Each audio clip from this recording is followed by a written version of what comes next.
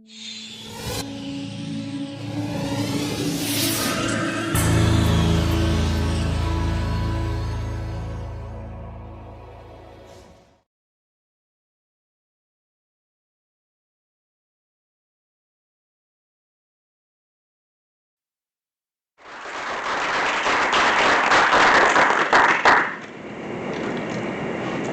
so by show of hands, how many of you here actually like to read?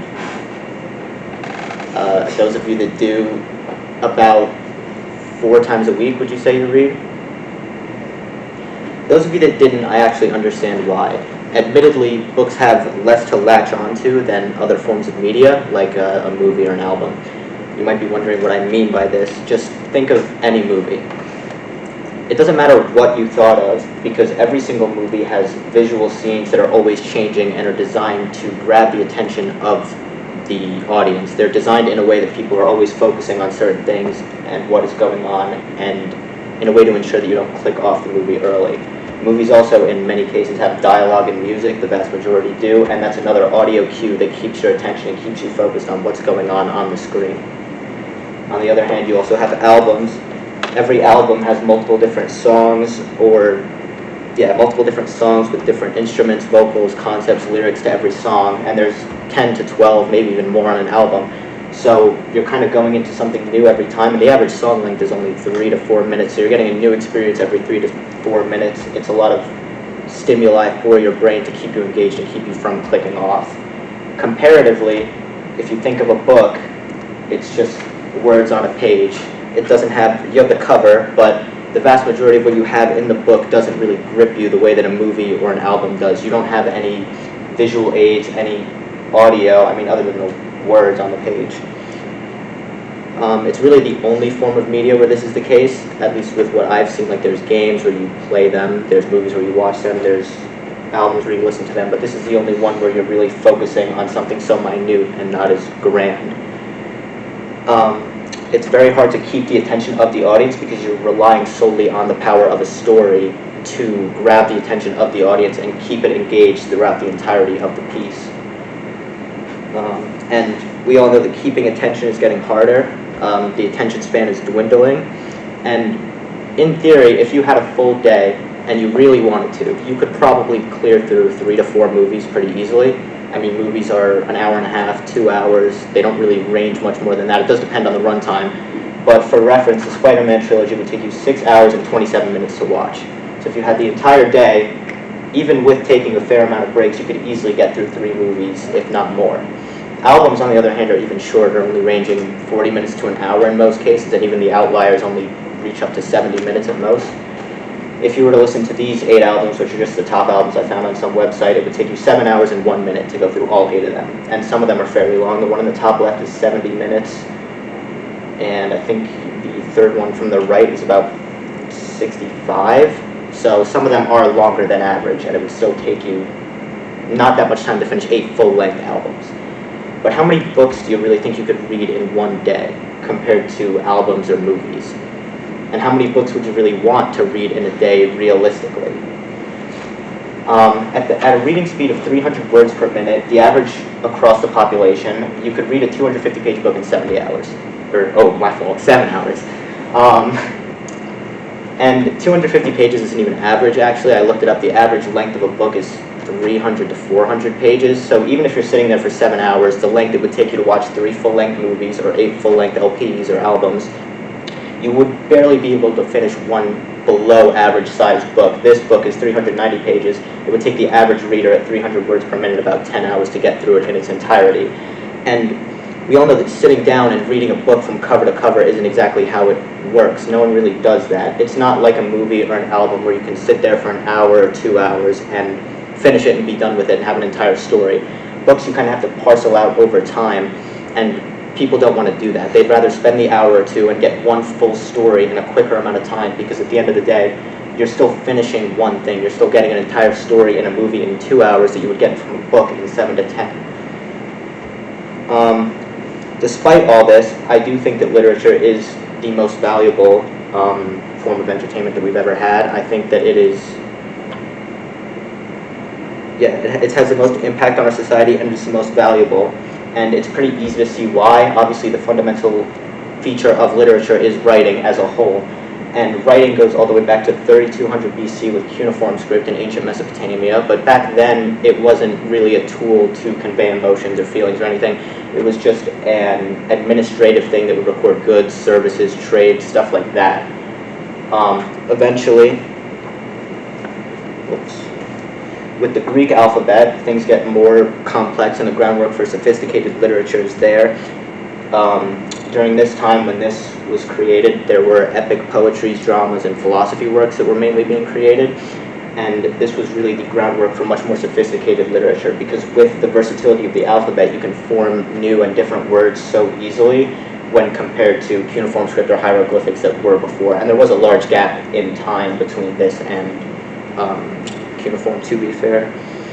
But civilizations begin to grow more and more complex here and following here, and literature becomes a tool to express emotions, ideas, and experiences unlike what it was before. The changes in literature are almost always due to the societal change of the time. Literature is a perfect reflection of the culture of an area, the politics of an area, the society of an area during the time in which it was written. From the classical works in Rome to the literature upheaval in the 18th century, literature has very much shaped our past before we could really document it with pictures and videos and easily accessible things. For example, the Iliad by Homer has had a profound effect on our society because it gave us most of the information that we have about the Trojan War. If it weren't for this book, we wouldn't have the vast majority of the information that we have about the Trojan War, and it would pretty much be almost lost because he documented it so well and so thoroughly.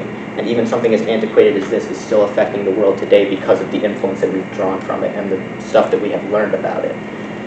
And as culture develops past this point, again, literature does too. A more recent novel, The Jungle by Upton Sinclair, was created to expose the working conditions in the Chicago meatpacking industry. It had very vivid depictions of poverty, workers being exploited, and terrible working conditions.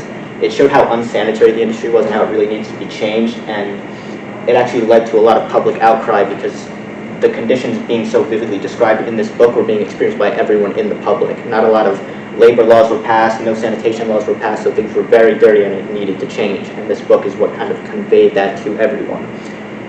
It led to public outcry, and legislation like the Pure Food and Drug Act and the Meat Inspection Act were passed, which were kind of landmark stepping stones in making food safer for everyone and being correctly labeled and ensuring that no one dies due to contaminated food of any sort. There's also The Origin of Species by Charles Darwin. This revolutionized our ideas about biology and like the world around us in general. Darwin's theory of evolution by natural selection was pretty unaccepted at the time. He was deemed a heretic by the church because it went against the idea of creationism that prevailed, which was that God created the first two humans. And because of this, it sparked a ton of debate about the origin of life on our planet, and it revolutionized biology because it gave us, with natural selection, it gave us a reason for why we have so many different species, so many subspecies of every single animal on our planet. One of the most socially influential books is Uncle Tom's Cabin. This was published in 1852 during a little prior to the Civil War era. It exposed the reality of slavery and stirred the nation's collective conscience, and it kind of showed them what this was really like. The book sold 300,000 copies in 3 months, which was a lot for a book at this time. It wasn't only influential in the U.S., it also carried over to England and France and influenced their thoughts about us as a nation and what was going on, and it showed them what we were doing in our country at the time. And Lincoln actually credited Harriet Beecher Stowe, the author of this book, with being like the lady who started this big war, because it was that widely read and it led that many people to have abolitionist sentiments and want to go against the institution of slavery, and it really hastened the development of the Civil War because it was from the memoirs of a slave and people recognized what was going on when they might not have before. Literature has changed the world, as I've shown, and this is because of our empathy. There's physiological backing behind this. Our empathy, we have mirror neurons in our brain. These fire off when we experience something negative, physical, whether it's emotional or physical. And they also fire off when we see someone experience something negative, whether it's emotional or physical. And this happens when we read. In order to explain it, a professor said, if I really and truly empathize with your pain, I need to experience it myself. So obviously it's not the same, but we get a feeling for this thing that people are going through. This happens when reading. When we're invested, we see a character go through an event, we empathize with them, our mirror neurons fire off, and we kind of imagine ourselves in that situation. Again, it's not the same, but it's enough to change your viewpoint and kind of give you a window into an experience that you weren't really sure about before, that you hadn't been able to go through. It's going to be a lot longer. That's fine. Okay. To an experience that hasn't affected us, and it can bridge the gap of understanding between individuals, someone who has experienced something and someone who hasn't. Oh, Take your time, don't worry. Study proves this. There's a quote, fiction reading causes empathic skills to increase over time when the reader becomes emotionally transported into the story, and as you can see, the emotional transportation increases as empathy increases. So the more transported you are into the story, the more invested you become, the more empathy you begin to feel for the characters in the story, and this makes sense. When we're around people in our lives more, we become more attached to them, we feel more empathy for our family than we would for a stranger, admittedly.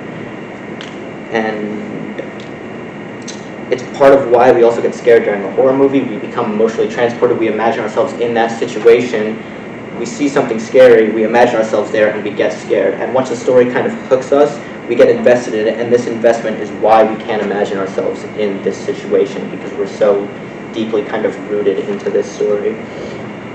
And we feel real emotions linked to these created characters. That's what emotional transportation is. Even though they're created characters that don't exist, we still feel something real for them. I'm sure everyone can think of when they were invested in, even if it's not a book, a TV show, a movie, in which they were really truly invested in it, and they wanted to see what would happen. If you can think of a turning point or an event in that book, you were probably feeling something for that character, whether it was a character's death that made you sad, maybe even made you cry, whether it was the betrayal of a character that upset you. You felt something real because of a created story, which isn't really something that seems natural, even though it is. This is why literature is so powerful. As I said earlier, it gives you a window into these experiences. It bridges the gap between people, and it gives you a new perspective on things that you didn't know about, that you couldn't have experienced yourself, possibly. And it creates this change because we empathize with these things that we see, and we want to change it because we empathize with it. We see how terrible it is, and we want it to be fixed. We don't want anyone to go through this. It's happened before, and it has to keep happening because it's how positive change happens in our world.